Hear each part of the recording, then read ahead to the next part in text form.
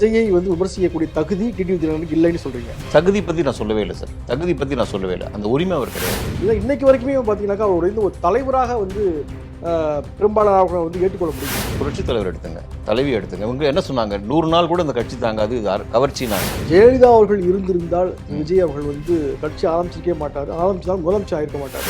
புரட்சித் தலைவர் இருந்திருந்தால் அம்மாவே வந்திருக்க மாட்டாங்க. விஜயகாந்த் அவர்களுக்கும் திரு விஜய் அவர்களுக்குமான ஒரு வேறுபாடாக நீங்கள் என்ன பார்க்குறீங்க? புரட்சித் தலைவர் கூட லீடராக பார்த்தாங்க. விஜய் சார் லீடரை தாண்டி நம்ம வீட்டில் ஒரு புள்ள வந்து ஆண்டுட்டு இருக்குன்றதா பார்க்கறதுனால தான் சபாநாயகர் தான் டைரக்ட் பண்ணுற ஆக்ஷன் கட் சொல்கிறாரு. இவர் வந்து ஹீரோவாக நடிக்க ஆரம்பிச்சிட்டாரு அப்படிங்கிற மாதிரியான ஒரு விமர்சனத்தை முன்வைக்கிறாரு. பெரிய மனுஷர், அவர் தூரம் அரசியல் இருந்தவரை போய் நீங்கள் வந்து டைரக்டர்னு சொல்லலாம். அங்கே போய் நீங்கள் அட்லியை பற்றி பேசுகிறீங்க எங்க சட்டசபையில்? தப்பு இல்லை அது. அந்த முதலமைச்சருடைய சைகை என்பது சட்டப்பேரவையின் மாண்பை குறைத்து இருக்கிறதா இல்லையா? இல்லை, கிடையவே கிடையாது.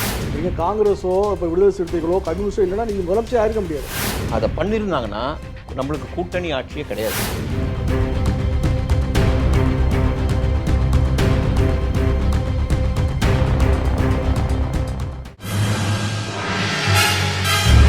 கேள்விக்களம். வணக்கம் நேயர்களே. இன்றைய கேள்விக்களம் நிகழ்ச்சி கலந்து கொண்டு பல்வேறு தகவல்களை வழங்குவதற்காக தமிழக வெற்றி கழகத்திலிருந்து திரைப்பட நடிகர் திரு ஜீவா ரவி அவர்கள் நம்மோடு இருக்கிறார்கள். வணக்கம் சார். வணக்கம் சார். சார் சமீபத்தில் தான் வந்து தமிழக வெற்றி கழகத்தில் இணைஞ்சிருக்கீங்க. தமிழக வெற்றி கழக தலைவரும் முதலமைச்சருமான திரு விஜய் அவர்கள் வந்து கருப்பு வெள்ளை ஆடையை வந்து பெரிய அளவில் வைரல் ஆக்கியிருக்காரு. நீங்கள் கருப்பு ஆடையில் வந்திருக்கீங்க, இதுக்கு ஏதாவது பின்னணி இருக்கா?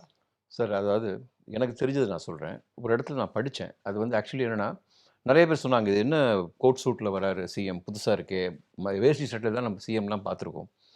ஸோ அந்த கருப்பு ஒயிட் ஷர்ட் அப்படின்னு போடுறது வந்து எதுக்குன்னா சார், பாசிட்டிவிட்டி. முதல்ல அதுதான். இப்போ நார்மலாக நம்ம ஜாதகம் பார்க்கும்போது என்ன சொல்லுவாங்க, வெள்ளை வந்து சுக்கிரனோட அடையாளம் அப்படின்வாங்க. எங்கே போனாலும் சக்ஸஸ், பாசிட்டிவிட்டி. அண்ட் பிளாக் அப்படின்றது சார் எல்லாருமே நினைப்பாங்க சோகம், இது ஒரு இந்த மாதிரி கலர். அப்படி கிடையாது, துக்கத்துக்கான கலரே கிடையாது. பிளாக்ன்றது கெட்டதுக்கு நோ சொல்கிறோம், எஸ்ன்றது நல்லதுக்கு எஸ் சொல்கிறோம். இதுதான் மீனிங். அதை தைரியமாக நேர்மையாக சொல்லக்கூடிய விஷயந்தான் வந்து இப்போ ஒரு நல்ல விஷயம். அந்த எஸ் நோன்ற வார்த்தை நம்ம தலையெழுத்தையே மாற்றிடும் சார், டோட்டலாகவே. ஸோ எதுக்கு எஸ் சொல்லணும், எதுக்கு நோ சொல்லணுன்றதுக்கான அடையாளம் தான் அந்த. இப்போ நீங்கள் வந்து கருப்பு போடுறது எதுக்கு நோ சொல்கிறீங்களா, என்ன சொல்கிறீங்க? இல்லை சார், நான் வந்து கெட்ட விஷயங்களுக்கு நோ சொல்கிறேன் சார். அடிப்படை வசதிகள், மக்களோட நல்பண், எல்லா கெட்ட விஷயத்துக்கும் நான் நோ சொல்கிறதுக்கு தான் இந்த பிளாக். இது வந்து ஒரு புரட்சின்னு கூட சொல்லலாம். ஏன்னா நம்ம மக்கள் பணியில் இருக்கோம், மக்கள் பணிக்காக இறங்கியிருக்கோம். தைரியமாக போய் நம்ம சில விஷயங்கள் இது தப்பு அப்படின்னு சொல்லக்கூடிய தைரியத்தை அந்த பிளாக் கொடுக்கும். ஆனால் சில பேர் அதை விமர்சிக்கிறாங்க. குறிப்பாக வந்து டிடிவி தினகரன் அவர்கள் வந்து ஒரு கடுமையான குற்றச்சாட்டு முன் வச்சிருக்காரு, உங்களுக்கு தெரிஞ்சுக்கணும்னு நினைக்கிறேன். சொல்லுங்கள். கருப்பு வெள்ளை அப்படிங்கிறத வந்து விமர்சனம் பண்ணியிருக்காரு. திரு விஜய் அவர்கள் திரைப்பட நடிகராக இருந்த சமயத்தில் வந்து கருப்பு பணமும் வாங்கியிருக்காரு, வெள்ளை பணமும் வாங்கியிருக்காரு. அதற்கான அடையாளமாக தான் பார்க்குறேன்ற மாதிரி சொல்கிறாரு. ஏன்னா வந்து அவர் ஒட்டுமொத்த சொத்து மதிப்பு 600 கோடின்றாங்க. ஆனால் ஒரு படத்துக்கே வந்து அவர் 200 கோடி ரூபாய் வந்து சம்பளம் வாங்கினதா சொல்கிறாங்க. அப்போ இத்தனை படம் நடிச்சிருக்காரு, அப்போ எவ்வளோ 100 கோடி ரூபாய் இருக்கணும். ஆனால் ஒட்டுமொத்தமாக வந்து 600 கோடி ரூபாய் தான் அவர் சொத்து மதிப்புன்னு சொல்கிறாங்க. அப்போ கருப்பு தனியாக வாங்கியிருக்காரு, வெள்ளை தனியாக வாங்கியிருக்காரு அப்படிங்கிற மாதிரி விமர்சனம் பண்ணியிருக்காரு. நீங்கள் எப்படி பார்க்குறீங்க சார்? இந்த மாதிரி பல விமர்சனங்கள் சொன்னவங்க மேலே இருக்குது சார். ஸோ அந்த கருப்பா வெள்ளையான்றது விஜய் சார் கூட இருந்தவங்களுக்கு நல்லாவே தெரியும். அவர் எவ்வளோ டிசிப்ளின்டான ஒரு ஆக்டரு, எவ்வளோ நல்ல விஷயங்கள் பண்ணியிருக்காங்க. சினிமாவில் அவர் நேர்மையாக சம்பாரித்த காசு நேர்மையாக தான் கவர்மெண்ட்டு கொடுத்துருக்காரு தவிர, இது வந்து உங்களுக்கு அலிகேஷன் சார். நார்மலாக ஒருத்தர் நல்லது செய்ய வரான், ஒருத்தர் வளர்ந்து வரான் அப்படின்னும் போது அவர் மேலே வைக்கிற அலிகேஷன். ஸோ இதை நம்ம பெருசாக காதில் எடுத்துக்கணும் அவசியமே கிடையாது. பட் சொல்கிறவங்களோட பின்புலம் என்னன்றது நீங்கள் கொஞ்சம் யோசிச்சு பார்த்தீங்கன்னா உங்களுக்கு நிறைய விஷயங்கள் வெளியே வரும். என்ன சொல்றீங்க, அவரோட பின்புலம் என்னவா சொல்ல வரீங்க நீங்கள்? இல்லை, இப்போ அவர் டிடிவி தினகரன்றது அரசியலில் மூத்தவர், அரசியல் இருந்தவர், அம்மா காலத்துலேருந்து இருக்காங்க. பட் அவருக்கு அம்மா என்ன பண்ணாங்க, அவரை கட்சி விட்டு நீக்கிறாருன்னு சொல்றீங்களா? எதுக்கு நிற்கினாங்க? அது ஒரு விஷயம் இருக்குல்ல, எதுக்கு நிற்கினாங்க? ஸோ நம்ம சைடில் நம்ம கரெக்டாக இருந்தால் மட்டுமே நம்ம மற்றவங்களை பற்றி பேசணுமே தவிர, நம்ம சைடில் நம்ம அலிகேஷன் வச்சுட்டு மற்றவங்களை குறை சொல்லக்கூடாது. ஆக திரு விஜயை வந்து விமர்சிக்கக்கூடிய தகுதி டிடிவி தினகரனுக்கு இல்லைன்னு சொல்றீங்க? தகுதி பற்றி நான் சொல்லவே இல்லை சார். தகுதி பற்றி நான் சொல்லவே இல்லை. அந்த உரிமை அவர் கிடையாது.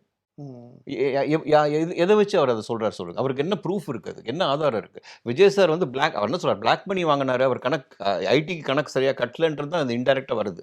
பட் எந்த பொறுத்த வரைக்கும் விஜய் சார் மாதிரி ஒரு டிசிப்ளின் பர்சன், அது கவர்மெண்ட்டுக்கும் நம்ம ஸ்டேட்டுக்கும் உண்மையாக இருக்கிற ஒரு பர்சன் தான் சார் நம்மளால் வந்து ஒரு ஆட்சியில் உட்கார முடியும். மக்கள் அவ்வளோ லவ் அவங்க கொடுக்குறாங்க ஒரு மனுஷன் மேலே அப்படின்னா, ஒரு டிசிப்ளின் இருக்கிற மேலே தான் கொடுப்பேன். எல்லாருமே வந்து இவங்க திரை கவர்ச்சி தான் சொல்கிறாங்க. இப்போ முதலமைச்சர் ஆகிட்டாரு, 40 நாட்களுக்கு மேலே வந்து அவர் ஆட்சி நீடித்து கொண்டு இருக்கிறது. இதை இன்னைக்கு வரைக்குமே பார்த்தீங்கன்னாக்கா அவர் வந்து ஒரு தலைவராக வந்து பெரும்பாலானவர்களை வந்து ஏற்றுக்கொள்ள முடியல. பெரும்பாலானவர்கள்னு சொல்றது வந்து எதிர்க்கட்சி வரிசையில் இருக்கக்கூடிய பெரும்பாலானவர்களை அப்படி ஏற்றுக்கொள்ள சொல்லுங்க, முடியல. அப்படி சொல்லுங்க. அந்த சமயத்தில் வந்து பார்த்தீங்கன்னாக்கா, அவரை வந்து ஒரு திரை கவர்ச்சியில தான் மக்கள் தேர்ந்தெடுத்துட்டு இருக்காங்க அப்படின்னுமா சொல்றாங்க. 108 தொகுதியில் வெற்றி பெற்றிருக்கிறாங்க. கிட்டத்தட்ட நெருக்கி ஒரு 2 கோடி பேர் மேல வாக்களிச்சிருக்கிறாங்க யப். அப்படின்னு இருந்தா கூட, அவரை வந்து இன்னமும் அந்த மாதிரி விமர்சனம் தானே பார்க்குறாங்க. இப்ப சார் நீங்களும் திரைத்துறையில வந்திருக்கீங்க. வெறும் ஒரு ஒரு ஸ்டார் அப்படிங்கிற மாரி தான் பார்க்குறாங்க. சார் அதுதான். அதுதான் என்னன்னா, இப்போ அந்த திரை கவர்ச்சின்றது யார் மேல இல்ல சொல்லுங்க. கலைஞர் எடுத்துங்க, அறிஞர் அண்ணா எடுத்துங்க, புரட்சித் இல்ல தலைவர் அவர் முழு நேர நடிகரா இருந்துட்டுலாம் வரலையே கலைஞர்லாம். கலைஞர விட்டுருங்க. இல்ல ஒரு சில இப்ப திரைப்படத்த வசனம் எழுதியிருக்காரு. புரட்சித் அண்ணாவும் தலைவர் வசனம் எடுத்துங்க சார். எழுதியிருக்காரு அவ்வளவுதான். புரட்சித் தலைவர் எடுத்துங்க. தலைவி எடுத்துங்க. இவங்க என்ன சொன்னாங்க? 100 நாள் கூட இந்த கட்சி தாங்காது. இது கவர்ச்சினாங்க. அதுக்கும் அவங்க பதில் சொல்றாங்க. ம். எம்ஜிஆர் வந்து திமுகவுல வந்து சட்டமன்ற உறுப்பினரா இருந்துட்டு, அதுக்கப்புறம் தனி கட்சி துவங்கி, கரெக்ட், சில ஆண்டுகளுக்கு பிறகு தான் வந்து தேர்தல் சந்திச்சு அவர் முதலமைச்சர் ஆனாரு. கரெக்ட். ஆனா இவர் வந்து எடுத்த உடனேயே வந்து 2, 3 வருஷத்திலேயே வந்து ஆட்சிக்கு வந்துட்டாரு. அங்க தான் அப்படிங்கிற சார் மாரி தப்பு. சொல்றாங்க. எடுத்த உடனேன்ற வார்த்தை மிகப்பெரிய தப்பு. புரட்சித் தலைவர் களத்துல இருந்தார் சார். மக்களோட மக்களா இருந்தார். விஜய் சார் களத்துல இல்ல. அவர் நடிச்சிட்டு இருக்கும்போதே நற்பணி மன்றம், மக்கள் இயக்கம் அப்படின்னு அவரோட வேலைகள் நடந்துக்கிட்டே இருந்துச்சு. எஜுகேஷனு, ஸ்டூடண்ட்ஸு, சொசைட்டின்னு அவர் பண்ண ஆரம்பிச்சுட்டாரு. ம். 33 வருஷம் சார் அவர் சினிமா இண்டஸ்ட்ரியில. அதுல வந்து அவர் அப்பவேருந்து அவர் மைண்ட்ல இருந்தது, ஏதாவது செய்யணும், ஏதாவது செய்யணும் ஒரு நல்ல எண்ணம் இருந்தது. ஸோ அது அப்பவே வந்து அவருக்குள்ள இன்பில்ட்டா இருந்த ஒரு விஷயம். ஸோ அவர் எடுத்தோனே வந்து ஆயிட்டாருன்றது ஒத்துக்க முடியாத ஒரு விஷயம். அண்ட் அது கிடையாது. அவர் இல்ல மைண்டுக்குள்ள இந்த ஆ. பிளானிங் இருந்தது, நல்லது செய்யணுன்ற எண்ணம் இருந்தது தவிர, வேற எந்த எதிர்பார்ப்பும் இல்ல இல்லாம நம்ம மக்களுக்கு சட்டப்பேரவையில வந்து செய்யணும். ஒரு பெரிய லிஸ்ட் வந்து படிச்சாரு. யார் சார்? முதலமைச்சர் அவர்கள் வந்து பெரிய ஆ, லிஸ்ட் படிச்சாரு. ஆ. அதாவது அவருடைய ஆரம்பத்திலிருந்து அவர் செய்த மக்கள் பணிய பத்தி அவர் எடுத்துரைத்தாரு. அதுலயும் சில விமர்சனம் வந்திருக்கு. 2008ல வந்து ஈழத்தமிழர்களுக்கு ஆதரவாக நாங்க வந்து உண்ணாவிரதம்லாம் இருந்தோம், போராட்டம் பண்ணோம் அப்படிங்கிற மாதிரியான விஷயத்த வந்து அவர் முன் வச்சார். அதையும் விமர்சிக்கிறாங்க. ஏன்னா இப்பொழுதைய அமைச்சர் வன்னியரசு அவர்கள் அப்போது சொன்ன ஒரு பேட்டி எடுத்து ஒளிபரப்புறாங்க. ம், திரு விஜய் அவர்கள் வந்து நாங்க தொடர்பு கொண்டோம். அவர் இல்லலாம் இன்ட்ரெஸ்ட் இல்லன்னு சொல்லிட்டாரு. ம். அவர் தொடர்பு கொள்ள முடியல அப்படிங்கிற மாதிரியான ஒரு கருத்து வந்து சமூக ஊடகங்கள்ல போயிட்டு இருக்கு. இப்ப இதுவும் வந்து விமர்சிக்கப்படுது. அப்பயிருந்து அவர் வந்து சமூக பணி தான் இருந்தார் அப்படிங்கிறத பெருசா ப்ரூவ் பண்ண முடியலையா? சார் இது சின்ன ஒரு அலிகேஷன் சார். இது ஒரு விஷயம் தான். பட் நெறைய விஷயங்கள் எக்ஸாம்பிள் வந்து விஜய் சார் சொசைட்டிக்காகவும், மக்களுக்காகவும் குரல் கொடுத்த சாட்சிகள் நெறைய இருக்கு. அண்ட் ம். நேரலை அந்த காணொளி நெறைய இருக்கு. நெறைய வீடியோஸ் இருக்கு. இது ஒரு சின்ன விஷயம். இப்ப வந்து மதிப்புக்குரிய வன்னியரசு அமைச்சர் ஆயிட்டாரு தாவேக்கால அப்படின்றபோது அவரோட வீடியோ எடுத்து போடுறாங்க. இது எல்லாருக்கும் நடக்கிற ஒரு விஷயம் சார். ஆனா உண்மை தன்மை அப்படின்னா அவர் குரல் கொடுத்தது வந்து ஸ்டார்ட்டிங்லேருந்தே. முதல்லேருந்தே அவர் குரல் கொடுக்க ஆரம்பிச்சிட்டாரு. ஒரே ஒரு சின்ன எக்ஸாம்பிள் சார். அவர் கட்சிக்கு தலைவராகவும் வரல, ஒரு எம்எல்ஏவும் வரல, எம்பியும் வரல. பட் அவர சார்ந்தவங்க வார்டுல ஜெயிச்சாங்க. ம். உங்களுக்கு தெரியும்ல. ஒரு ம். வார்டுல ஜெயிச்சாங்க. உள்ளாட்சி தேர்தல் ஜெயிச்சாங்க. 75 வருஷம் பாரம்பரியம் 2 கட்சி 2 ஜெயண்ட் சார். இந்த பக்கம் அதிமுக, அந்த பக்கம் திமுக. இதுக்கு நடுவுல ஒரு கவுன்சில் அந்த வார்டு எலெக்ஷன்ல அவங்க ஜெயிக்கிறாங்கன்னா அதுக்கு அர்த்தம் என்ன சார்? ம். இல்ல இப்ப இதுல இன்னொரு காரணமும் சொல்றாங்க. ஜெயலலிதா அவர்கள் இருந்திருந்தால் திரு ம், விஜய் அவர்கள் வந்து கட்சி ஆரம்பிச்சிருக்கவே மாட்டாரு. ஆரம்பிச்சிருந்தாலும் முதலமைச்சர் ஆயிருக்க மாட்டாரு. அப்படிங்கிற மாதிரி ஒரு கருத்து சொல்றாங்க. ஜெயலலிதா அவர்கள் இல்லாத ஒரு வெற்றிடத்தின் மூலமாகத்தான் ம். திரு விஜய் அவர்கள் இன்னைக்கு முதலமைச்சர் ஆயிருக்காரு. நீங்க சொன்ன உள்ளாட்சி தேர்தல் கூட ஜெயிச்சாரு அப்படிங்கிற மாதிரி ஆமா, சொல்றாங்க. ஆமா. இல்ல சார் நான் ஒண்ணே ஒண்ணு தான் சொல்றேன். அப்படி பார்த்தீங்கன்னா, புரட்சி தலைவர் இருந்திருந்தா அம்மாவே வந்திருக்க மாட்டாங்க. ஃபர்ஸ்ட்டு தான். ம். இதான் மேட்டர். ஒருத்தர் இருந்தா ஒருத்தர் வந்துர அது வந்து நம்ம பேசவே கூடாது. சைக்கிள் போய்க்கிட்டே இருக்கும் சார். எல்லாருமே பெர்மனன்ட்டா ஆண்டுட்டு இருக்க முடியாது. அவங்கவங்களுக்கு வயோதிகம்னு ஒண்ணு வரும். அவங்கவங்க காலம் முடியிற காலம் வரும். அதுக்கப்புறம் இவங்க. இவங்களுக்கு அப்புறம் இவங்க. அம்மா இருந்தா இவர் வந்திருக்க முடியாதுன்னு இப்ப பேசவே கூடாது. அம்மா இருந்தா டெஃபினட்டா விஜய் சார் அம்மா வந்து ஆக்சுவலி பார்த்தீங்கன்னா, இன்னைக்கு அம்மா உயிரோட இருந்திருந்தாங்கன்னு வச்சுங்க சார். ஃப்ராங்க்கா சொல்றேன். பெருமைப்பட்டிருப்பாங்க, சந்தோஷப்பட்டிருப்பாங்க, தட்டி குடுத்துருப்பாங்க. ம். அது எப்படி பெருமைப்பட்டிருப்பாங்க? இப்ப தலைவா படத்துக்கே வந்து ஒரு பிரச்சனை பண்ணாங்க அப்படிங்கிற மாதிரியான ஒரு கருத்துலாம் வருது. அவர் ஒரு திரைப்படத்துல தலைவரா நடிக்கிறதையே அவங்க வந்து அக்செப்ட் பண்ணல. அப்ப அரசியல் எப்படி தலைவரா வந்திருக்க பெருமைப்பட்டுப்பான்னு இல்ல சொல்றீங்க? நான் சொல்றது என்னன்னா, இப்போ நான் சொல்றது ஒரு அரசியல் தலைவரா வந்து அவங்க யாரு இந்த மனுஷன் யாரு வந்து டைம் டூ லீடுன்னு போடுறதுக்கு. நான் ம். நான் ஆல்ரெடி லீட் பண்ணிட்டு இருக்கேன். அப்படின்னும்போது யாரா இருந்தாலும் ஒரு கோவம் வரதான் செய்யும். இப்ப நானே இருக்கேன் சார். எங்க வீட்ல நான் தான் ஹெட். ஃபேமிலி ஹெட்ன்னும்போது கூட ஒரு ஒரு இன்னொருத்தர் ஃபேமிலியில இருக்கிறவர் வந்து, நான் பார்த்துக்கிறேன் உன் குடும்பத்தன்னும்போது அது தப்பா இருக்கும். அது அவங்களுக்கு ம். பிடிக்காது. அது அப்படி. நான் அப்படி சொல்லல. இப்ப அம்மா இருந்து சப்போஸ் அம்மா இருந்து விஜய் சார் ஒரு லீடரா எமர்ஜ் ஆகுறாரு. ஒரு கட்சிய அனவுன்ஸ் பண்ணும்போது, அவரோட என்னென்ன அவர் பண்றாரோ, என்னென்ன திட்டங்கள், என்னென்ன மைண்ட்ல இருக்கு, என்ன ஃபோக்கஸ் பண்ணாரோ, அத டெஃபினட்டா ஹெல்த்தியா பாராட்டியிருப்பாங்கன்ட்டு. ம். ம். எதிர்ப்பு நெறையா வரும். எதிர்ப்பு நெறையா வரும். அவங்களுக்கு பிடிக்காம கூட இருக்கலாம். பட் டெஃபினட்டா அப்ரிசியேஷன் பண்ணுவாங்க. ம். ஏன்னா, அம்மா எதிர்க்கட்சியில இருக்கவங்கள அப்ரிஷியேட் பண்ணவங்க. எதிர்க்கட்சியில நல்லது நடந்தா அவங்கள அப்ரிஷியேட் பண்ணவங்க. அதுக்கு ஆதாரம் இருக்கு, சாட்சி இருக்கு. ஸோ அது அந்த விஷயமா நான் சொன்னேனே தவிர, இவங்க இருந்தா இவங்க வந்திருக்க முடியாதுன்றது அது அது அது அந்த பேச்சுக்கே இடம் இல்ல இல்ல சரி. சார். விஜயகாந்த் அவர்கள் வந்து ஜெயலலிதா அவர்கள் இருக்கும்பொழுது கட்சி ஆரம்பிச்சாரு. ஆமா. எதிர்க்கட்சி தலைவர் வரைக்கும் வந்தாரு. அவர் எதிர்க்கட்சி தலைவர் ஆவதற்கே வந்து அதிமுக ஒரு காரணம் அப்படின்னு சொல்லப்படுது. ம். அதிமுக கூட்டணி வச்சதுனால தான் அவர் எதிர்க்கட்சி தலைவர் வந்தாரு அப்படிங்கிற மாதிரி சொல்றாங்க. திரு விஜயகாந்த் அவர்களுக்கும், திரு விஜய் அவர்களுக்குமான ஒரு வேறுபாடாக நீங்கள் என்ன பார்க்குறீங்க? சார் ஒண்ணே ஒன்று சார். ஒரே டிஃபரன்ஸ் தான் நான் சொல்றேன். விஜயகாந்த் சாருக்கும் மக்கள் ஆதரவு குடுத்தாங்க. ஆனா, விஜய் சாருக்கு இருக்கிறது அபரிமிதமான மக்கள் சக்தி சார். ம். வீட்ல இருக்க எல்லா எம்ஜிஆரையும் தாண்டி அப்படின்னு சொல்கிறாங்க, அந்த மாதிரி சார் கூட சொல்கிறாங்க. சார் அப்படி கூட சொல்லலாம் சார். ம். தப்பில்ல. எம்ஜிஆரோட ரெக்கார்ட கூட பிரேக் பண்ணிட்டாரு அவரு. ஏன் சொல்ல வரேன்னா, அதாவது நம்ம வீட்ல ஒரு புள்ள வருது அப்படின்னு தான் எல்லாருமே ஃபீல் பண்ணாங்க. விஜயகாந்த் சார கூட ஒரு லீடரா பார்த்தாங்க. புரட்சி தலைவர கூட ஒரு லீடரா பார்த்தாங்க. விஜய் சார லீடர தாண்டி நம்ம வீட்ல ஒரு புள்ள வந்து ஆண்டுட்டு இருக்குன்றத பார்க்கறதுனால தான் ஒட்டுமொத்த மக்கள் சக்தியும் அவர் பின்னாடி இருக்கு. அது விஜயகாந்த் ம். சாருக்கு அது இல்ல. ஆனா ம். நல்ல மனிதர். எல்லாருக்கும் வயிறு நிறைய சாப்பாடு போட்டாரு. மனசு நிறைஞ்சது. நிறைய வாய்ப்புகள் வாங்கி கொடுத்தாரு. நிறைய உதவிகள் பண்ணாரு. இறங்கி வந்து சேத்துல இறங்கி வந்து நிறைய விஷயங்கள் மக்களுக்காக பண்ணாரு. இல்லன்னு சொல்லல. அவரோட பேட்டர்ன் அது. விஜய் சாரோட ம். பேட்டர்ன் வேற. ஒரு கரிஷ்மேட்டிக் லீடர் அப்படிங்கிறீங்க. ஒரு சார் கரிஷ்மா இருக்கு. சொல்லாமே. ம். அப்போ ராஜீவ் காந்தி என்ன சொன்னாங்க? மோஸ்ட் ஹேண்ட்சம் பிரைம் மினிஸ்டர்னாங்க இல்லையா? ம். ஹேண்ட்சமா இருக்கிறது குற்றமா சார்? ம். ம். பிளசன்ட்டா இப்போ நம்ம ஊர்லேருந்து இப்போ நம்ம தமிழ்நாடு சிஎம் வந்து ஒரு ஃபாரின் கண்ட்ரிக்கே போறாருன்னு வச்சுங்க. வாவ்! வாட் அன் ஹேண்ட்சம் நம்மளுக்கு தானே பெருமை அது. தப்பு.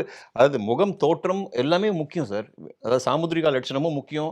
ஆள் பாதி, ஆடை பாதி அப்படின்றாங்க. இன்னொன்னு பக்கம் அவர் செய்ற நல்ல விஷயங்கள், அவரோட ம். எண்ணங்கள் இது எல்லாமே ஒட்டு மொத்தமா ஒரு பேக்கேஜ் தான் விஜய் சார். ஆனா செயல்பாடு எப்படி இருக்கு அப்படிங்கும்பொழுது நிறைய விமர்சனங்கள் எழுது. சட்டப்பேரவையிலே பார்த்தீங்கன்னாக்கா, ஒரு கடந்த சில தினங்களாக வந்து ஒரு பெரிய அளவிலான ஒரு ஆம், பிரச்சனைகள் எழுந்தது. அதற்கு வந்து முதலமைச்சர் அவர்கள் ஆற்றிய எதிர்வினையும் வந்து ஒரு சர்ச்சையா பேசப்படுகிறது. இதுல வந்து திரு உதயநிதி அவர்கள், எதிர்க்கட்சி தலைவர் உதயநிதி அவர்கள் வந்து கடுமையா விமர்சனம் பண்ணியிருக்காரு. சட்டப்பேரவையே வந்து அவர் வந்து ஒரு ஷூட்டிங் ஸ்பாட்டா மாத்திட்டாரு. ம். சபாநாயகர் தான் டைரக்ட் பண்றாரு, ஆக்ஷன் கட் சொல்றாரு. இவர் வந்து ஹீரோவா நடிக்க ஆரம்பிச்சிட்டாரு. அப்படிங்கிற மாதிரியான ஒரு விமர்சனத்தை முன்வைக்கிறாரு. அந்த மாதிரி ஏதாவது தெரியுதா? அவர் வந்து சார் திரைத்துறையில நீங்க இருக்கீங்க. அ இருக்கு. கேமராக்கு முன்னாடி நடிச்சது மாதிரி தான் சட்டப்பேரவையிலயும் அவருடைய இயல்பு இருக்கா?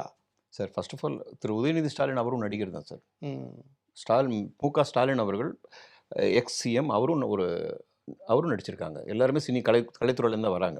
ஸோ அவங்க வந்து அவங்களுக்கு பார்க்குறதுக்கு அப்படி தோணலாமே தவிர, இது ஒரு அலிகேஷன். ஒருத்தர குற்றம் சொல்லணுமேன்று சொல்றதுக்காக வந்து இவர் எப்படி போய் ஒரு பெரிய மனுஷர் அவ்வளோ தூரம் அரசியல் இருந்தவரை போய் நீங்க வந்து டைரக்டர்ன்னு சொல்லலாம். அங்க ம். போய் நீங்க அட்லிய பத்தி பேசுறீங்க. எங்க சட்டசபையில. சட்டப்பேரவையில. தப்பு இல்ல அது. அது தேவையே இல்லையா? அந்த அந்த விஷயமே அங்க தேவையில்ல. அட்லி ம். படம் மாரி 3 படத்துலேருந்து எடுத்து அவர் பண்ற மாரி விஜய் சார் நாங்க பண்ணதுலேருந்து எடுத்து போட்டாரு அப்படின்னு. இது அலிகேஷன் சார். எதிர்க்கட்சி நான் ஒண்ணே ஒண்ணு சொல்றேன். அவங்க பேசி தான் ஆகணும். பேசலன்னா அவங்க காணாம போயிடுவாங்க. ம். ஏன்னா இல்ல அவங்க இவங்களுக்கு என்ன முயற்சி போட்டாங்கன்னு நினைக்கிறீங்க? இப்ப நீங்க சொன்ன மாதிரி இயக்குனர் அட்லிய பத்தி பேசுறாங்க. ஷூட்டிங் ஸ்பாட்ன்னு இவர் என்ன சொல்றாங்க. இவர் இவர் வந்து ஒரு அரசியல்வாதி. சினிமாக்காரர் தான் அப்படிங்கிற மாதிரி முத்திரை குத்த கரெக்ட். முயற்சி பண்றாங்களா? இவர் அரசியல்வாதி அல்ல. ஆ. அரசியல்வாதி நாங்க தான். நாங்க தான் பார்லிமெண்ட்ட கரெக்ட்டா சட்டசபை நடத்துவோம். இவங்க சட்டசபை நடத்தல. ஜாலியா வராங்க. ஏன்னா அவங்களுக்கு வந்து இவர் டைமுக்கு வர்றது, ம். கரெக்ட்டா வீட்லேருந்து சாப்பாடு கொண்டு வரது, 5:30 மணி வரைக்கும் இருக்கிறது புடிக்கல. அது ம். அவங்க செய்யல. அவங்களால செய்யவும் முடியாது. ஸ்நாக்ஸ் சாப்பிடுறது கிடையாது. போண்டா ஆர்டர் பண்றது கிடையாது. இதெல்லாம் விஜய் சார் பண்றது இல்லையே. ம். எல்லாரும் இப்போ 9:30 மணி வந்தாகணும். கார்டு பஞ்சிங் சிஸ்டம் போட்டுட்டாங்க. யாராவது ம். ஒருத்தர் லேட்டா வந்தாலும் தப்பாயிடும். இதெல்லாம் நல்ல விஷயங்கள் வந்து அவங்கள வந்து குத்துது. ஒருத்தர் நல்லது செய்றானே, நம்ம ஜாலியா இருந்தது இருக்க முடியாது. இவர் என்ன பண்ணலாம்? இதுதான் பண்ண முடியும். ஏன்னா அவர் நடிகர். அதனால ம். நீங்க நடிகர் அதுல சம்மந்தப்பட்ட விஷயம் நீங்க மேக்கப் போட்டு இங்க டைரக்ட் பண்றாங்க. நீங்க நடிக்கிறீங்க. நீங்க ஆக்ஷன் பண்றீங்க. ஒரு விஷயம் அப்படி பண்ணாரு சார். ம். அது எவ்வளோ வைரலா போச்சு. அது பர்மிஷன் கேட்டாரு. நான் ம். பண்ணட்டுமா? எனக்கு ஒரு ஆக்ஷன் தோணுது இல்ல அப்படின்னு. வைரலா போச்சுங்கிறத வந்து நீங்க பாசிட்டிவா பார்க்குறீங்களா? நெகட்டிவா பார்க்குறீங்களா? பாசிட்டிவா பார்க்குறோம் சார். ஏன்னா, பாசிட்டிவா வைரல் ஆச்சுன்னு சொல்றீங்களா? நான் என்ன சொல்றேன்னா, பாசிட்டிவா வைரல் இல்ல சார். அது வந்து இதுவரைக்கும் சட்டசபை வந்து எப்படி இருந்தது? ம். 1, 2 பேர் அடிச்சுப்பாங்க. ஒரு வெளிநடப்பு நடக்கும். ஆக்கப்பூர்வமா ஏதாவது நடந்திருக்கான்னு நீங்க சொல்லுங்க. ம். இந்த 5 இயர்ஸ் இல்ல இதுக்கு முன்னாடி அது இந்த எப்படி சொல்ல முடியும்? நடக்கவே இல்ல எப்படி சொல்ல முடியும்? சார் பல நடந்திருக்கு. திட்டங்கள் இருக்கு. நடந்திருக்கு. ஆனா அந்த பெர்சன்டேஜ் திட்டங்களை கம்மி. வந்து நீங்க வந்து விஜய் அவர்களும் தொடர்றாரு. சார் இல்ல அப்ப சார். எந்த நான் இதுவுமே சொல்றேன். நடக்கலன்னு இப்போ சொல்ல முடியாதுல்ல? எங்களுக்குமே நான் சொல்றேன் சார். ஆக்கப்பூர்வமா எல்லாமே நடந்துச்சு நான் சொல்ல வரல. நடக்க வேண்டியது அந்த பெர்சன்டேஜ்க்கு நடக்கல. ம். அத விட்டுட்டாங்க. ஏதோ ஒரு குறிப்பிட்ட ஒரு 2, 3, 4 நல்லது பண்ணா மக்கள் கம்முனு இருந்துருவாங்க. அது இல்ல ஆட்சி. ம். அது கிடையாது ஆட்சி. அத வந்து இப்போ ஒருத்தர் பண்ண வந்திருக்காரு. அத ஆணித்தரமா பண்றாரு. நல்ல நல்ல திட்டங்கள் அனௌன்ஸ் பண்ணியிருக்காரு. அத வரவேற்கிறாங்க மக்கள். பெண்கள் சைடுல அவ்ளோ ஆதரவு இருக்கு. இப்படி இருக்கும்போது வந்து நேச்சுரலா வந்து இவன் ஒரு நடிகன். இவன் ம். நடிக்கிறான். இவன் வந்து ஃபுல் அண்ட் ஃபுல் இவர் வந்து ஆக்ஷன் காமிக்கிறாரு. இது இப்படி அப்படி பார்த்தீங்கன்னா, ஆக்ஷன் காமிச்சது இவர் வந்து அந்த டைம்ல வந்து அந்த டைம் அந்த மூவ்மெண்ட் நடந்த அந்த விஷயத்துக்கான பதில் வந்து ஆக்ஷன்ல காமிச்சாரு. ஒரே ஒரு ஆக்ஷன்ல. ம். அது ஆல்ரெடி அவர் பண்ண ஆக்ஷன்ல. இதுக்கு முன்னாடி இன்னொருத்தர் பண்ண ஆக்ஷன தான் அவர் பண்ணி காமிச்சாரு. இல்ல அத இப்ப நீங்க வந்து இப்படி இப்படி ஆக்ஷன் காட்டுறது அப்படிங்கிறது, முந்தைய முதலமைச்சர் ஸ்டாலின் அவர்களை வந்து விமர்சிக்கிற மாரி இருக்கு. அவரை வந்து தரம் தாழ்த்துவதாக இருக்கு. அப்படிங்கிற மாதிரியான விமர்சனத்த முன்வைக்கிறாங்க. விமர்சனத்த முன்வைக்கிறது எதிர்க்கட்சிகள் மட்டுமல்ல. தாவேகாவிற்கு ஆதரவு அளிக்கக்கூடிய விடுதலை சிறுத்தைகள் போன்ற கட்சிகளும் அத வந்து கண்டனம் தெரிவிக்கிறாங்க. அப்படி கரெக்ட். செய்யக்கூடாது. சரி. சட்டப்பேரவையுடைய மாண்பை குறைக்கக்கூடாது அப்படிங்கிறாங்க. அதுலேருந்து கூட நீங்கள் அது நியாயம்னு எடுத்துக்கலையா? சார் ஒண்ணே ஒன்று சார். நம்ம தமிழ்நாடு நிறைய முதலமைச்சரை பார்த்துட்டாங்க சார். ம். ஒரு இல்லை, ஒருத்தர் நான் கேட்குறது அந்த முதலமைச்சருடைய சைகை என்பது சட்டப்பேரவையின் மாண்பை குறைத்து இருக்கிறதா இல்லையா? இல்ல. ஆ. கிடையவே கிடையாது. நான் அதுக்கு முழு ஆதரவு நான் கொடுக்குறோம் சார். ம். நான் தாவேக்கால இருக்கிறதுனால அப்போ சொல்றேன். திருமாவளவன் அவர்கள் சொல்லக்கூடிய கருத்துக்கு எதிராக தான் நீங்கள் சார் பேசுறீங்க. நான் என்னோட ஓன் கருத்து சொல்றேன் சார். எனக்கு அது மாண்பு குறைக்கிற மாதிரி இல்ல. நான் ஃப்ராங்கா சொல்றேன். அது வந்து என்னன்னா நான் சொல்றேன் பாருங்க. திருமாவளவன் சார் இவங்க எல்லாருமே வந்து ஒண்ணா ஒரே கட்சியில டிராவல் பண்ணவங்க. அவங்க அரசியல்ல இருந்தவங்க. கிட்டத்தட்ட வந்து 50 வருஷம், 42 வருஷம். 42 வருஷத்துக்கு அப்புறம் இப்ப மினிஸ்ட்ரி குடுத்துருக்காங்க. எங்க ம். வாசிகா. ம். விசிகாக்கு மரியாதை கொடுத்து அவர் குடுத்துருக்காரு. ஸோ ஏன் இப்போ இது இப்படி கூட எடுத்துக்கலாம் இல்லையா? நீங்கள் அமைச்சர் கொடுத்தீங்க, ஆனால் நீங்கள் முதலமைச்சராகிறதுக்கு அவங்க தானே காரணம். இப்போ நீங்கள் இப்படி சொல்கிறீங்க, இப்போ நாங்கள் தான் அமைச்சர் இடம் கொடுத்தோம், நாங்கள் தான் அமைச்சர் இடம் கொடுத்தோன்னு சொல்கிறீங்க. இப்போ நீங்கள் காங்கிரஸோ இப்போ விடுதலை சிறுத்தைகளோ கம்யூனிஸ்டோ இல்லைன்னா நீங்கள் முதலமைச்சர் ஆயிருக்க முடியாது. ஒண்ணே ஒன்று சொல்லட்டுமா சார்? கிளாம்பாக்கத்துல பஸ்ஸை விட்டுருந்தாங்கன்னா இவங்க யாருமே நான் வந்து நம்மளுக்கு ஆதரவு கொடுக்கணுன்ற அவசியமே எங்களுக்கு வந்திருக்காது. ம். 108ன்றது எங்கேயோ போயிருக்கும். அங்கேருந்து பஸ் டைமுக்கு விட்டு இங்கேருந்து பஸ் டைமுக்கு எவ்வளோ பேர் போக முடியாது. நான் கண்ணால் நான் பார்த்தேன் சார் சினிமாவில். என் ஷூட்டிங்லேயே கிட்டத்தட்ட ஒரு 30 பேர் ஊருக்கு போக முடியாம போய் புரியல, நின்னவங்க. கிளாம்பாக்கத்துக்கு பஸ் விடுறதுக்கும் ஒரு வெற்றி பெறதுக்கு என்ன இல்ல காரணம்? சார். அந்த ஓட்டு போடுறதுக்கு அவங்களால போக முடியலையே. ஆ.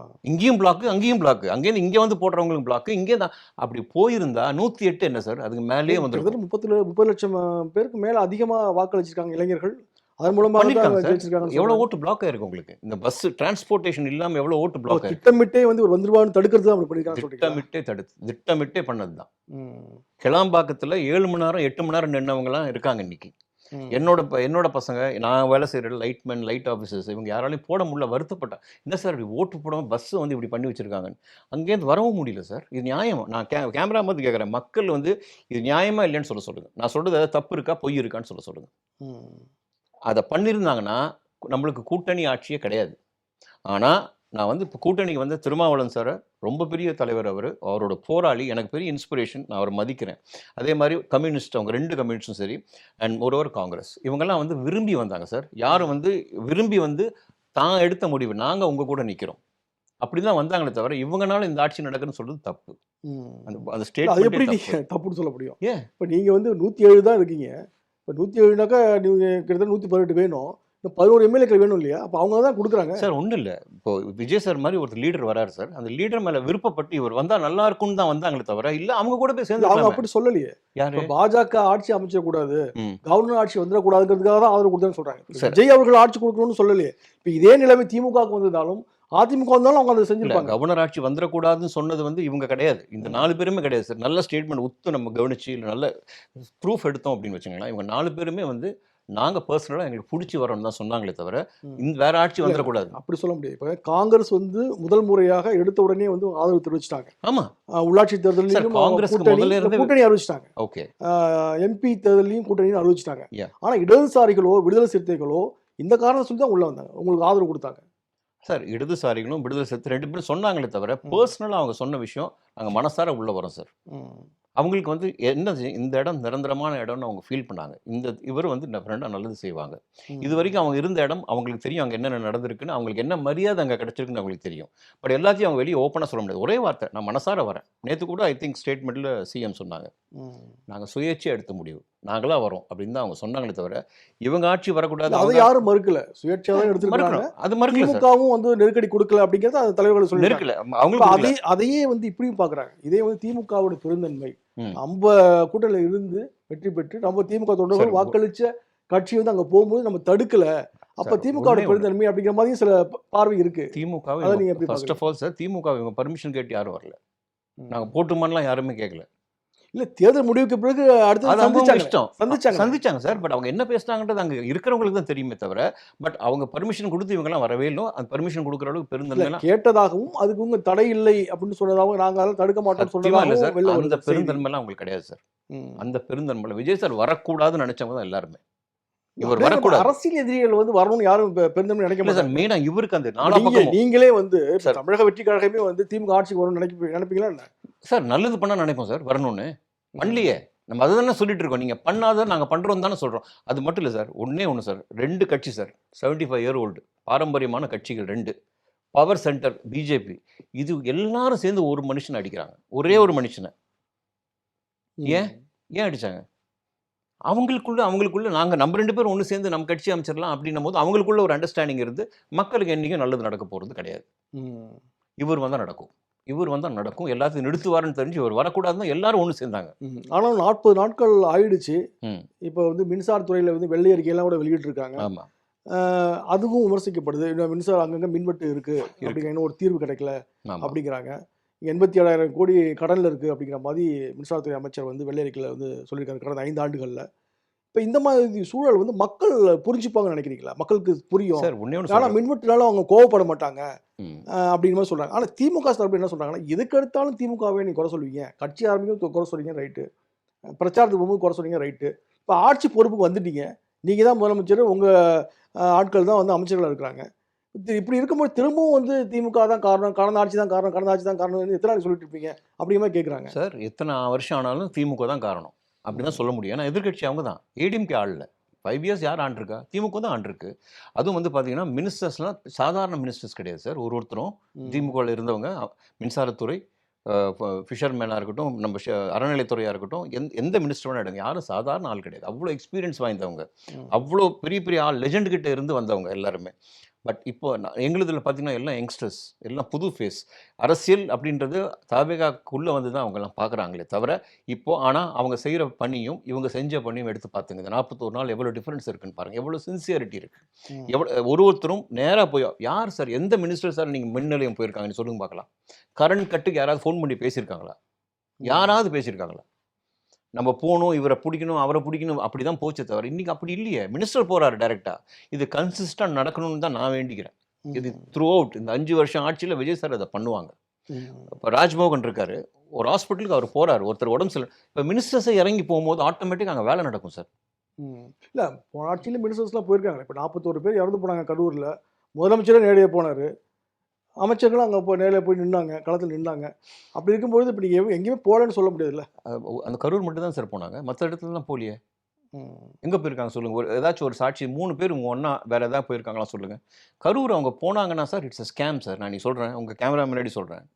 பிளான்ட் அது. ரொம்ப பெரிய பிளானிங். அது வேணாம் நம்ம பேச வேணாம். அது கோர்ட் வழக்கு இருக்கு. வழக்கு இருக்கு. நம்ம பேச வேணாம். நான் சொல்றது ஆனா அது வந்து மிகப்பெரிய அதாவது பொலிட்டிக்கல் அதாவது என்ன சொல்லுவாங்க, அரசியல் சரித்திரத்தில் மறக்க முடியாத ஒரு கருப்பு நாள் அப்படின்னா கரூர் சார் அது. கரூர் இன்னைக்கு இடம் பெற்றிருக்கு ஹிஸ்ட்ரியில், பொலிட்டிக்கல் ஹிஸ்ட்ரியில். இதுதான் காரணம். ஏன் சொல்றேன்னா விக்ரவாண்டியில் நடந்துச்சு சார், ஈரோடு நடந்துச்சு சார், எல்லா இடத்துலையும் மாநாடு நடக்குது. ஏன் இங்கே மட்டும் இது நடந்துச்சு? ஏன் இங்கே மட்டும் உயிரிழப்பு? ஏன் இங்கே மட்டும் வந்து உங்களுக்கு ஸ்டாம்பேடு? இல்லை அது பல குற்றச்சாட்டு இருக்கு சார். இல்லை சார் போயிட்டு போயிட்டு இருக்கு. ஆனால் இந்த இதை ஒட்டி ஒரு கேள்வி. 41 பேர் இறந்த பிறகு அவருடைய குடும்பத்தினரை வந்து விஜய் அவர்கள் சந்திக்கல, நேரடியா போய் சந்திக்கல, அவங்க வரவழைச்சு சந்திச்சாரு இங்கே சென்னையில் அப்படிங்கிற மாதிரி விமர்சனம் இருக்கு. அவங்க எல்லாம் என்ன எதிர்பார்த்தாங்கன்னா முதலமைச்சரான பிறகு வந்து நேரடியாக அந்த பகுதிக்கு போய் அந்த மக்களை சந்திப்பாரு அப்படிங்கிற மாதிரி ஒரு எதிர்பார்ப்பு இருந்துச்சு. அதை வந்து இவர் நிறைவேற்ற தவறிட்டாரு அப்படிங்கிற மாதிரி என்ன விமர்சனம் முன்வைக்கிறாங்க. சார் ஒன்றே ஒன்று சொல்கிறேன். கரூருக்கு ஸ்டாம்பேடுக்கு அவங்க என்ன பண்ணுமோ அதை பண்ணிட்டாங்க சார். விஜய் சார் ஏன் போகல அப்படின்னா 41 பேர் உயிர் போனதே வந்து நம்ம இன்னைக்கு நம்மளுக்கு உள்ள வலிச்சுக்கிட்டு இருக்கு. ஒரு நாள் நம்ம வேதனைப்பட்டுக்கிட்டு இருக்கோம். விஜய் சார் போயிருந்தாலும் மிகப்பெரிய அசம்பாவிதம் நடந்திருக்கும். திரும்பவும் போயிருந்தா. ஏன்னா அந்த இடம் அவர் போகவே கூடாது. அந்த இடத்துல வந்து நான் ஒன்று ஓப்பனாக சொல்கிறேன், மக்களுக்கு ஹார்ட் ஆஃப் ஹார்ட். முதலமைச்சர் ஆன பிறகு போயிருக்கலாம் இல்லையா? இல்லை சார், காவல்துறை கட்டுப்பாட்டில் சார் ஒன்றே ஒன்று சொல்கிறேன், கரூர் விஷயம் அப்படின்னு ஒரு விஷயம் மாதிரியே பல பெரிய பிரச்சனைகள் இங்கே இருக்குது. ஆனால் இப்போ வந்து அவர் கரூர் ஸ்டாம்பேடுக்கு நம்ம மினிஸ்டர்ஸ்லாம் பேசிட்டாங்க, பண்ணிட்டாங்க, அந்த குடும்பத்தோட கனெக்டில் இருக்காங்க, வேலை நடந்துக்கிட்டு இருக்கு. ஆனால் சிஎம்மோட அந்த விசிட் கரூர் கூடிய சீக்கிரம் நடக்கும் சார்.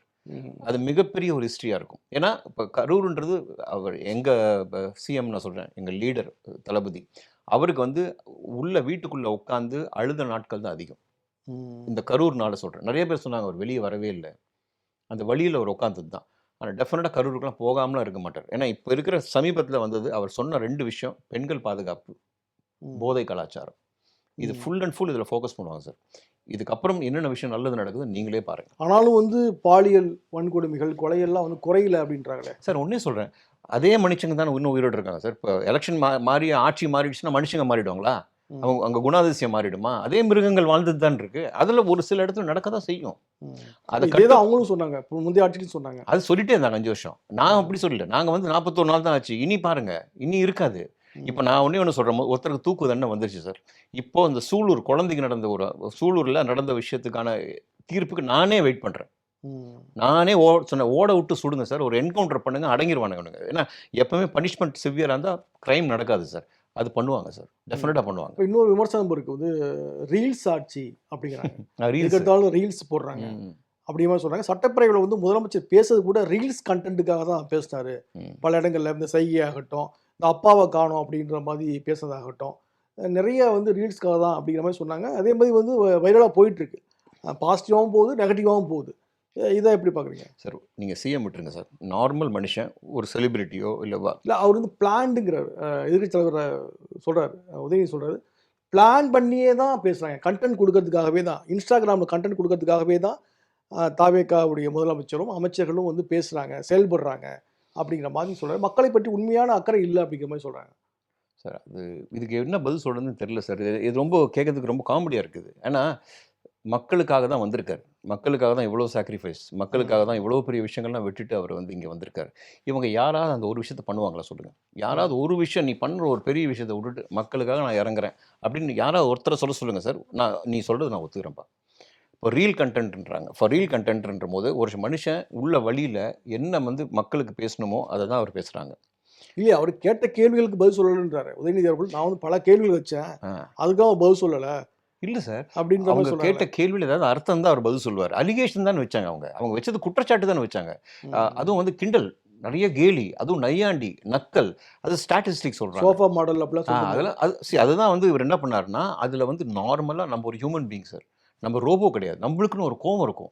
அதுக்கு உண்டான பதில் இதுதான்னு சொல்லி அந்த பதில குடுத்தாரு. அது ரீலா வந்து அதுக்கு நாங்க பொறுப்பு இல்லையே. ரீலா எடுத்து போடுன்னு நாங்களா சொன்னோம். ம். சோசியல் மீடியால எடுத்து போடுறாங்க. நான் சொல்றது பாரு யூடியூபா இருக்கட்டும், வாட்டெவர் சார். யாரு விஜய் சார்ன்னு இல்ல. நாட் சிஎம் மட்டும் இல்ல சார். எதிர்க்கட்சி தலைவர் பேசினாலும் போடுறாங்க. வேற கட்சியில பேசினாலும் போடுறாங்க. இல்ல எங்க சினிமா சார்ந்த எந்த நியூஸ் இருந்தாலும் போட்டுறாங்க.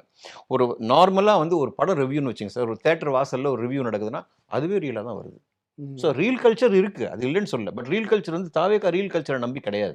ம். மக்களோட பணி நல்ல மனிதர் உள்ள வராரு. அவங்க கூட இருக்கிறவங்க எல்லாம் சூப்பரா வேலை செய்றாங்க. அத அது இதுதான் பெண்கள் அதிரடிப்படை. சிங்க பெண்கள் அதிரடிப்படைன்னு ஒண்ணு வந்திருக்கு.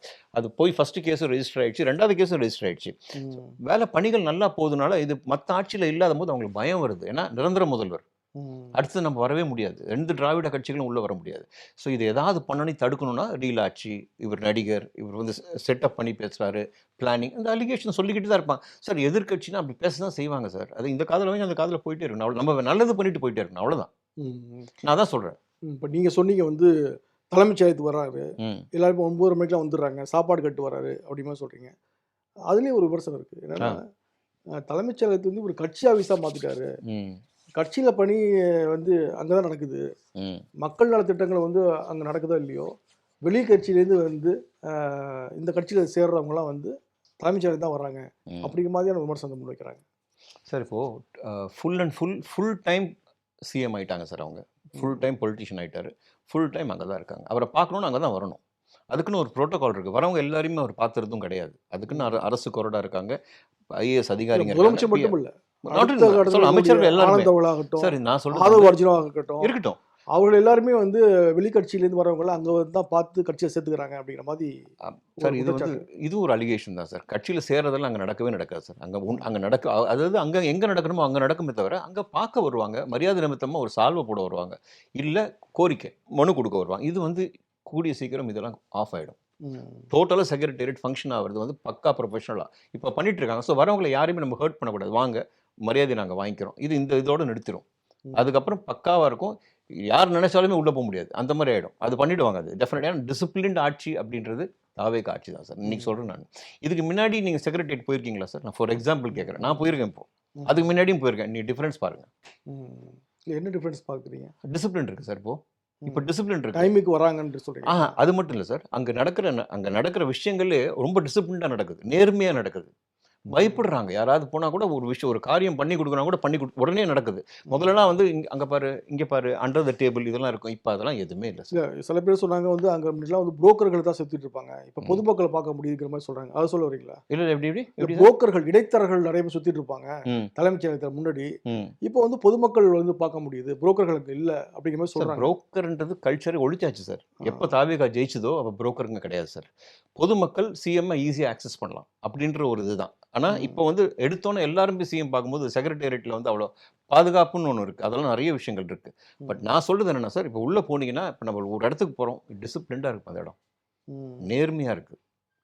இது முன்னாடி இல்லை, அதுதான் சொல்ல வந்து. சரி, இப்போ இன்னொரு ஒரு கடுமையான விமர்சனம் என்னன்னா, முதலமைச்சர் வந்து எதற்குமே பதில் சொல்ல மாட்டாரு, பேசவே மாட்டாரு அப்படிங்கிற மாதிரி வந்து குற்றச்சாட்டு முன் வச்சாங்க. சட்டப்பேரவையில் பேசின முதலமைச்சர் என்ன சொல்றாருன்னா, நான் 5 நிமிஷம் பேசுறதுக்கே வந்து குளத்தூர் ஆடிடுச்சு அப்படிங்கிற மாதிரி சொல்றாரு. அது தேர்தல் நேரத்தில் பேசலாம். ஆனால் முக்கியமான பிரச்சனைகளை வந்து எதிர்க்கட்சிகள் எழுப்பும் போதோ இல்லை ஊடகத்தினரை சந்திக்கலை அப்படிங்கிற மாதிரியான ஒரு விஷயமும் போகுது. மீடியாவும் பார்க்க மாட்டாரு, எதிர்க்கட்சிகள் சொல்லக்கூடிய விஷயத்துக்கு அப்போதைக்கு பதில் சொல்ல மாட்டாரு. சட்டப்பேரவையில் பேசினாக்க திருச்சி கிழக்கு தொகுதியில் போய் பதில் சொல்றாரு, இங்கே முதல் நாள் பேசுனாங்க மறுநாள் வந்து பேப்பர் எழுதிட்டு வந்து பேசுறாரு அப்படிங்கிற மாதிரி விமர்சிக்கிறாங்க. இதுக்கு உங்களுடைய பதில் என்ன சார்? ஒன்றே ஒன்று சார், நான் ஒன்றே ஒன்று சொல்கிறேன். ஈச் அண்ட் எவ்ரி ஒன்னுக்கு ஒரு பேட்டர்ன் இருக்குது சார், ஒரு இயல்பு இருக்குது. விஜய் சாரோட இயல்பு வந்து அதிகம் ப்ரெஸ் மீட் அவர் கொடுத்ததே இல்லை. சினிமாவில் கூட நீங்கள் பார்த்தா ப்ரெஸ் மீட்டே இருக்காது, ஆடியோ லான்ச் போது தான் பேசுவாங்க. இது அவரோட இயல்பு. இப்போ ப்ரெஸ் மீட் டெய்லி கொடுத்துட்டு இருந்தவங்க என்ன சார் பண்ணிட்டாங்க? இப்போ டெய்லி ப்ரெஸ் மீட் கொடுக்குறாங்க, ப்ரெஸ்ஸை சந்திக்கிறாங்க, அவங்களாம் என்ன சாதிச்சாங்க? மக்கள் நலன் என்ன நடந்துச்சு? ஒன்றுமே இல்லையே. இவர் சைலண்டாக இருந்தாலும் வேலை நடக்குது. மக்களின் கேள்விகளை சார் உங்களுக்கு மீடியாக்காரங்க கேட்குறாங்க. எனக்கு உங்களுக்கு ஒரு ரிக்வஸ்ட் வைக்கிறேன் சார். எதிர்கட்சியில் வந்து அவர் 5 நிமிஷம் கூட பேச மாட்டேங்கிற, வாயை திறக்க மாட்டான்னு சொன்னதுக்கே அவரோட ஃபயரிங் வந்தது. இப்போ நீங்கள் சொல்லியிருக்கீங்க, இந்த வீடியோ வந்து சிஎம் பார்த்தாருன்னா அடுத்து பார்லிமெண்ட்டில் அது எப்படி ரியாக்ட் ஆகும்னு தெரியாது. அசம்பிளியில் எப்படி ரியாக்ட் ஆகும் தெரியாது, சட்டசபையில் சொல்லிங்க பார்லிமெண்ட் சட்டசபையில் அது எப்படி வந்து அது வெடிக்கும்னே தெரியாது. ஏன்னா பேசவே மாட்டேங்கிறான்னு ஒரு தடவை பேசினதுக்கே வந்து ஆடி போயிட்டாங்க. அவ்வளோ மெசேஜஸ், அவ்வளோ வாட்ஸ்அப்பு, அவ்வளோ ரீல் எல்லாம் போட்டு தள்ளி பயங்கர வைரல் ஆகிடுச்சு. இப்போ மறுபடியும் நம்ம அவர் பேசலன்னு சொல்லிட்டு இருந்தோம்னா, மறுபடியும் அவர் பேச ஆரம்பிச்சார்னா உங்களுக்கே தெரியும் அதோட ரியாக்ஷன் எப்படி இருக்கும். நல்ல சார், நேற்று கலந்து கொண்டு பல்வேறு தகவல் சொன்னீங்க. வசந்த் தொலைக்காட்சி சார்பில் நன்றி சார். தேங்க்யூ. கேள்வி களம்.